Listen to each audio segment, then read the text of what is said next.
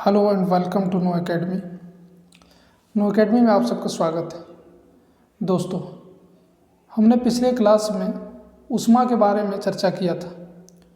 आइए आज हम बाकी पोर्शन पर नज़र डालते हैं। पिछले क्लास में क्या क्या हमने पढ़ा था उसका एक क्विक रिवीजन लेते हैं हम लोग। सबसे पहले हमने ऊष्मा के बारे में जाना था, उसका डेफिनेशन देखा था क्या होता है, फिर उसका एसआई मात्रक क्या होता है, किस इंस्ट्रूमेंट से इसका मेजरमेंट करते हैं, कैलोरी और जूल में क्या रिलेशन है, ये सब चीज़ हमने देखा था। उसी तरह से हमने तापमान के बारे में पढ़ा था कि टेम्परेचर क्या है, टेम्परेचर कितने स्केल्स में हम टेम्परेचर का मापन करते हैं, है ना। एसआई मात्रक क्या होता है। फिर हमने देखा कि नॉर्मल ह्यूमन बॉडी टेम्परेचर कितना होता है, ठीक है। कुछ कन्वर्जन भी था, कुछ रिलेशन था कि C/100 equals to K-273/100 equals to F-32/180। इससे हमें इन तीनों में से रिलेशन था कि टेम्परेचर का जो 3 स्केल्स है, इन तीनों स्केल्स को एक दूसरे में कैसे हम कन्वर्ट करेंगे, इसके लिए एक रिलेशन था। तो आइए आज बाकी के सब्जेक्ट पर हम बाकी के विषय पर आज हम चर्चा करते हैं। देखिए, हमने आज जो पढ़ना है वो विशिष्ट ऊष्मा के बारे में हम बात करेंगे। सबसे पहले स्पेसिफिक हीट, जिसे आप इंग्लिश में कहेंगे स्पेसिफिक हीट। स्पेसिफिक हीट जिसे आप हिंदी में बोलते हैं विशिष्ट ऊष्मा। विशिष्ट ऊष्मा, है ना। तो हम जानेंगे कि विशिष्ट ऊष्मा क्या होता है, इसका क्या डेफिनेशन है, ठीक है। इसके बारे में हम जानते हैं। इसका देखिए हिंदी में है कि किसी भी पदार्थ में अगर तापमान की वृद्धि के लिए आवश्यक ऊष्मा का जो ज़रूरत होता है, ठीक है, उसे ही हम क्या कहते हैं, विशिष्ट ऊष्मा कहते हैं। किसी भी पदार्थ में तापमान की वृद्धि के लिए आवश्यक ऊष्मा को विशिष्ट ऊष्मा कहते हैं। इसी को अगर हम थोड़ा मैथमेटिकल लेके चलें तो क्या है कि यूनिट मास का 1 डिग्री सेल्सियस तापमान या फिर टेम्परेचर बढ़ाने या फिर इंक्रीज करने के लिए जितनी हीट की ज़रूरत होती है, ठीक है, उसी को हम क्या कहते हैं, स्पेसिफिक हीट। यूनिट मास का 1 डिग्री सेल्सियस टेम्परेचर इंक्रीज करने के लिए जितनी हीट की ज़रूरत होती है, उसे ही, जितने ऊष्मा की ज़रूरत होती है उसे ही हम क्या कहते हैं, विशिष्ट ऊष्मा, उसे ही हम स्पेसिफिक हीट कहते हैं। आइए अब हम इसका एसआई मात्रक के बारे में जानते हैं। स्पेसिफिक हीट, विशिष्ट ऊष्मा का एसआई मात्रक क्या होता है। तो एसआई यूनिट जो है स्पेसिफिक हीट का, वो जूल पर केजी केल्विन होता है।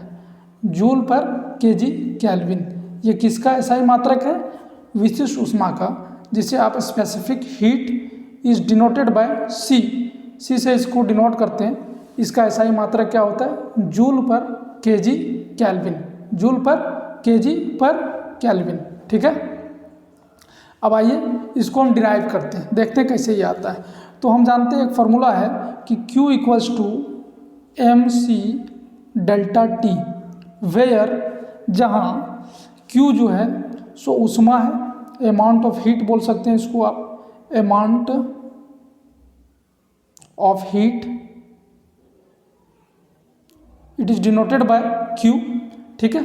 अमाउंट ऑफ हीट को किससे हम डिनोट कर रहे हैं, Q से। M जो है, M क्या है, ये द्रव्यमान है, ये क्या है, जिसे आप मास लिख सकते हैं, ठीक है। उसी प्रकार डेल्टा T क्या है, ये डेल्टा T जो है change in temperature, change in temperature means तापमान का बदलाव या तापमान में जो बदलाव हुआ उसके बारे में, उसको हम डेल्टा T से डिनोट करते हैं। और ये C जो बच गया, यही हमारा क्या, ये C क्या है, जो C हमारा बच गया, ये है स्पेसिफिक हीट। क्या है? Specific heat. ठीक है। अब देखिए इस फॉर्मूला से, इस रिलेशन से हम आसानी से इसका एसआई मात्रक ड्राइव कर सकते हैं, निकाल सकते हैं। कैसे? जैसे कि Q equals to MC delta T, ये हमारा फॉर्मूला था। ठीक है। हमको किसका एसआई मात्रक निकालना है? Q का या M का या डेल्टा T का? किसका निकालना है? C का निकालना है हमको, है ना। तो C equals to specific heat, है ना। C इक्वल्स टू क्या हो जाएगा? Q by M delta T, ये हो गया। अब देखिए Q का जो होता है एसआई मात्रक, हम लोग पिछले क्लास में पढ़ चुके थे, जिसको उष्मा बोल रहे हैं आप, हीट। इसका एसआई मात्रक क्या होता है? जूल होता है। जूल को किससे डिनोट करते हैं? J से, है कि नहीं। अब आइए M का क्या होगा? kg। हम लोग सब जानते हैं द्रव्यमान का जो एसआई मात्रक क्या होता है? किलोग्राम। और टेम्परेचर का, टेम्परेचर 3 स्केल्स में हम लोग पढ़े थे। किस में? याद कीजिए, एक था सेल्सियस, दूसरा केल्विन, तीसरा फ़ारेनहाइट, ये तीनों में था। लेकिन यहाँ हम क्या चीज़ निकाल रहे हैं? एसआई मात्रक निकाल रहे हैं। किसका? स्पेसिफिक हीट का, विशिष्ट ऊष्मा का। तो एसआई मात्रक means SI unit of change in temperature is K, kelvin में लेंगे इसको, है ना। देखिए फॉर्मूला तैयार हो गया। क्या है? जूल पर kg पर केल्विन, यही था। हमने एसआई मात्रक देखा और ड्राइव भी कर लिया। अब देखिए एक और चीज़ होता है जिसे हम बोलते हैं ऊष्मीय प्रसार। ऊष्मीय प्रसार क्या है? ऊष्मीय प्रसार, जिसे आप इंग्लिश में बोलेंगे थर्मल एक्सपेंशन। थर्मल एक्सपेंशन, ठीक है। थर्मल एक्सपेंशन, देखिए थर्मल एक्सपेंशन क्या होता है? सपोज कीजिए आपके पास एक मेटल है, आपने एक धातु रखा, उस धातु को, उस मेटल को आप अगर हीट किए, क्या किए? हीट दिए, ठीक है। आग लगा दिए, मान लीजिए यहाँ आपने इसको हीटिंग किया, चाहे जिस माध्यम से हो, आपने इसको हीटिंग किया। ये मेटल है, धातु, ठीक है। इस धातु को देखेंगे कि इसका आकार जो है सो बढ़ जा रहा है। अगर किसी मेटल को हम ऊष्मा देते हैं, हीट प्रोवाइड करते हैं in a metal, then their size will increase. इस मेटल का साइज क्या हो जाएगा? बढ़ जाएगा। देखिए बढ़ गया। उसी तरह से किसी मेटल को अगर हम कूल कर देते हैं, क्या कर देते हैं? कूल कर देते हैं, या फिर हम कह सकते हैं टेम्परेचर कम कर देते हैं, ठीक है, तो उस मेटल का साइज क्या होगा? छोटा हो जाएगा, डिक्रीज कर जाएगा। क्या हो जाएगा? साइज विल डिक्रीज, मीन्स ये सिकुड़ जाएगा। अगर किसी मेटल को ऊष्मा देते हैं तो उसका आकार क्या होता है? बढ़ जा रहा है। लेकिन उसी मेटल को अगर हम ऊष्मा नहीं देते हैं, उसको और कूल कर देते हैं, तो उसका साइज जो है क्या हो जा रहा है? हमारा घट जा रहा है, ठीक है। जबकि पानी का गुण जो होता है, पानी का गुण जो होता है, वाटर का कैरेक्टरिस्टिक्स जो होता है, विपरीत होता है। क्या होता है? विपरीत होता है। विपरीत मीन्स ऑपोजिट हो रहा है ना। वाटर का कैरेक्टरिस्टिक्स जो है ऑपोजिट हो जा रहा है, ऑपोजिट हो जा रहा है। कैसे? वाटर जो होता है, आप देखे होंगे कि न्यूज़ में भी देखे होंगे कि ठंडे प्रदेशों में वाटर का अधिक ठंड हो, वाटर का टेम्परेचर अधिक हो जाने के कारण वो पाइप जो है जिससे वाटर सप्लाई होता है डोमेस्टिक होम में, या तो किसी डोमेस्टिक पाइप जो होते हैं, वो क्या होता है? फट जाता है। कैसे? मान लीजिए ये देखिए, ये पाइप है, ये पाइप है, इसमें वाटर सप्लाई हो रहा है, ठीक है, आपके घर तक आ रहा है, जिससे आप टैप खोलते हैं और पानी आपको मिलना शुरू हो जाता है। ये टैप जो, ये वाटर का पाइप जो है, आप देख रहे होंगे जब ठंडी बढ़ जाती है, ठंडे प्रदेशों की बात हो रही है, जब ठंडी बढ़ जाती है तो टेम्परेचर क्या हो जाता है? घटता है कि बढ़ता है? बोलिए। ठंडे प्रदेशों में या तो जाड़े के दिनों में टेम्परेचर घटता है या बढ़ता है? टेम्परेचर घट जाता है।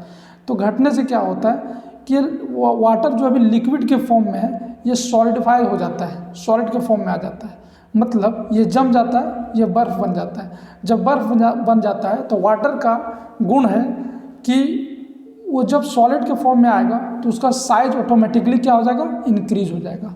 लिक्विड में है और वो सॉलिड में कन्वर्ट होता है, liquid to convert in solid, then size means level of the liquid, level of the water will increase. तो उसका साइज जो है सो बढ़ता है, जिसके कारण ये जगह जो है इसको कम पड़ने लगता है, और इसी के वजह से ये पाइप जो है सो ब्रस्ट कर जाता है, ये पाइप जो है सो फट जाता है। ठीक है, तो वाटर का गुण क्या था, विपरीत है, किससे, मेटल के गुण से।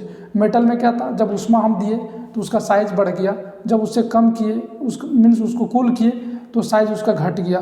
लेकिन वाटर में क्या है कि इसमें अगर टेम्परेचर इसका घटा तो इसका साइज बढ़ेगा।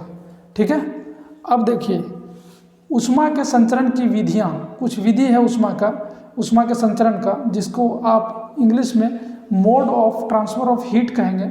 हम इसको नेक्स्ट क्लास में चर्चा करते हैं। तब तक के लिए इतना में ही हम रुकते हैं, और इसी तरह से आप हमारे साथ बने रहें, और हमको मोटिवेट रहने के लिए, हमको इसी तरह का वीडियो और बनाने के लिए आप हमारे कमेंट को, अगर ये वीडियो अच्छा लग रहा है तो आप हमारे चैनल को like, share, comment and subscribe जरूर करें, ताकि आपको हमेशा ये वीडियो मिलता रहे और हम भी मोटिवेट रहें और बनाते रहें। Thank you very much.